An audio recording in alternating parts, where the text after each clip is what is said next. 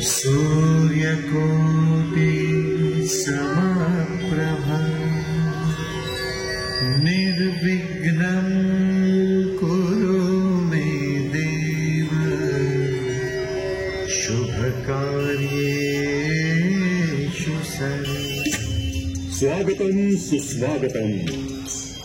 अखिल विश्वाला मांगल्याचं वरदान प्रदान करणारे बुद्धिदाता श्री गणराय, लखलखत्या समशेरीच्या धारेवरून महाराष्ट्र लक्ष्मीची पूजा बांधणारे छत्रपती श्री शिवराय आणि या सार्वजनिक गणेशोत्सवाचे प्रणेते थोर स्वातंत्र्य सेनानी बाळ गंगाधर टिळक आणि भारतीय स्वातंत्र्यासाठी आपल्या प्राणांची आहुती देणारे ज्ञान अज्ञात क्रांतीवीर यांच्या चरणी त्रिवार अभिवादन करून खजिना विहीर तरुण मंडळ उपस्थित सर्व गणेश भक्तांचे सहर्ष स्वागत करत आहे।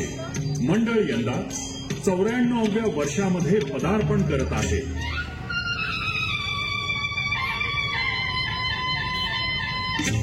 नेत्र सुखद रोषणाई आणि भव्य हलते देखावे यांच्या परंपरेला अनुसरून यंदाच्या वर्षी मंडळ आपल्या समोर सादर करीत आहे पौराणिक देखावा लव आणि कुश यांचा पराक्रम। रावण वधानंतर अयोध्येत रामराज्याची स्थापना झाली।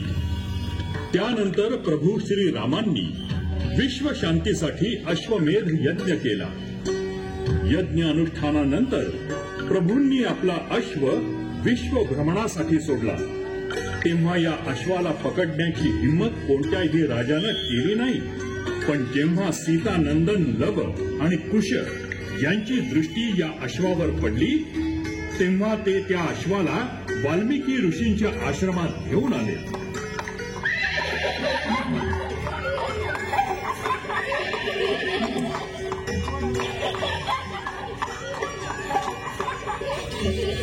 दादा, हा अश्व किती सुंदर आहे नाही आणि रुबाबदार पण आहे आणि हा बिचारा एकटाच जंगलात फिरत होता।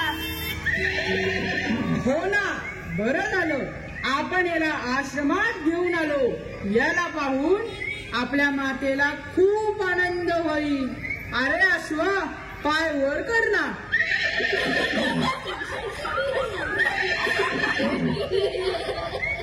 अश्वा अश्वा, आता पाय खाली कर।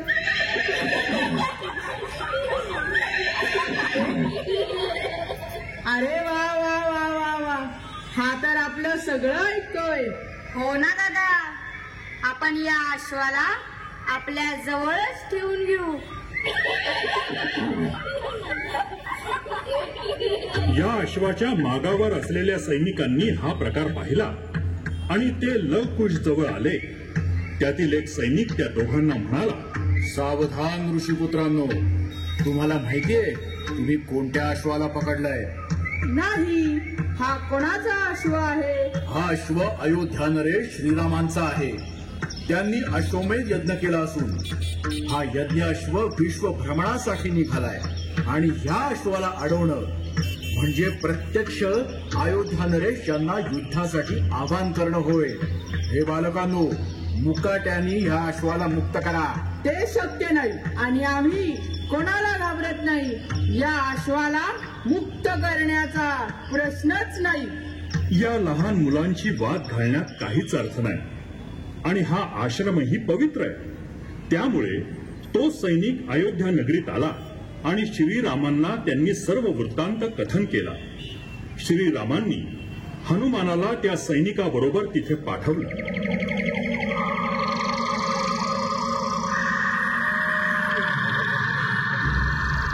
जय श्रीराम।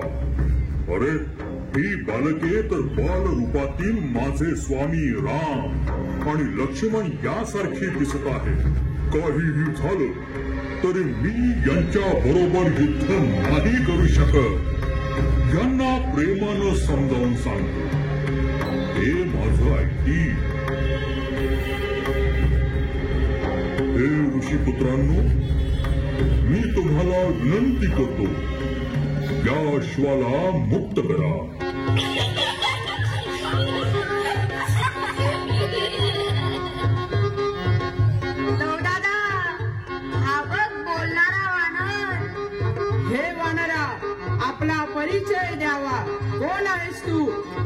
मी अयोध्या नरेश श्रीराम यांचा दास हनुमान. तुम्ही गुणी बालके आहात. या अश्वाला मुक्त करा. नाही, काहीही झालं तरी या अश्वाला आम्ही सोडणार नाही. तुझ्यात हिंमत असेल तर आमच्याशी युद्ध कर. दादा, या बोलणाऱ्या वानराला आपण आश्रमात घेऊन जाऊ.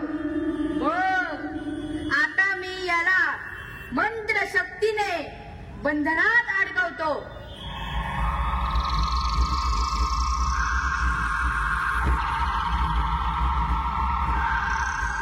मारुती राया सहजपणे बंधनात अडकले जातात.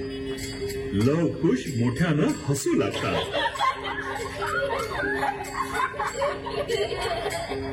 इकडे अयोध्या नरेश श्रीराम हनुमान अजून का आला नाही म्हणून चिंताग्रस्त होतात आणि लगेच आश्रमस्थळी येतात आणि हनुमानाला बंधनात पाहून आश्चर्यचकित होतात आणि हनुमानाला म्हणतात, हे महापराक्रमी वायुसूत, या बालकांनी तुम्हाला बंधनात जखडून कसे ठेवले? प्रभू, मी बालके दिव्य शक्ती साधक आहे. मला तर यांच्यामध्ये आपले आणि बंधू लक्ष्मण यांचे दर्शन होते, म्हणून मी ह्यांचा प्रतिकार नाही करू शकलो. हे वानरा, अरे तुझेच आमच्या पुढे काही चालत नाही हे सांग. उगाच थापा नको मारू. आणि आपला परिचय काय? मी महाराज दशरथ यांचा ज्येष्ठ पुत्र राम, आणि हा यज्ञ अश्व माझाच आहे. अरे बालकांनो, आपला हट्ट सोडा आणि ह्या अश्वाला मुक्त करा. प्रणाम महाराज, आपल्या दर्शनाने आम्ही धन्य झालो. पण आता हा अश्व आमचाच आणि हे वानर सुद्धा. हे बालकांनो, ज्याला तुम्ही वानर म्हणत आहात तो वायुपुत्र हनुमान आणि माझा दास आहे. द्रोणागिरी पर्वत आपल्या तळ हातावर उचलून आणणारा, लंका दहन करणारा हाच तो महापराक्रमी हनुमान. जर हा वानर इतका श्रेष्ठ असेल तर याने आपला प्रताप आम्हाला दाखवावा, तरच आम्ही या अश्वाला मुक्त करू. हनुमंता, दाखव आता तुझा प्रताप या बालकांना. जशी आपली आज्ञा प्रभू. जय श्रीराम. जय श्रीराम. जय श्रीराम. जय श्रीराम. अरे बाप रे, काय हे अजस्त्र रूप, हे वानरराज, हे कपी श्रेष्ठ, आपल्या पराक्रमाला आणि भक्तीला आमचा प्रणाम. आपल्या अंगी इतकी शक्ती असतानाही आपण किती नम्र आहात. हे वानरराज, आमच्या वर्तणुकीला आम्हाला माफ कर.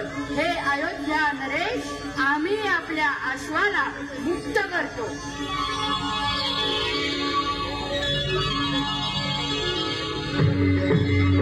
हे अंजनीच्या सुता, तुला रामाचं वरदान, अन एक मुखान बोला बोला जय जय हनुमान.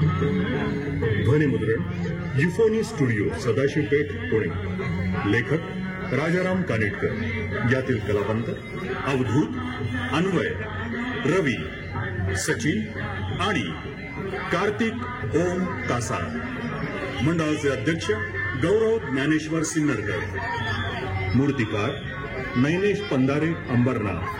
मंडप कातुरे मंडप बाळासाहेब कातुरे.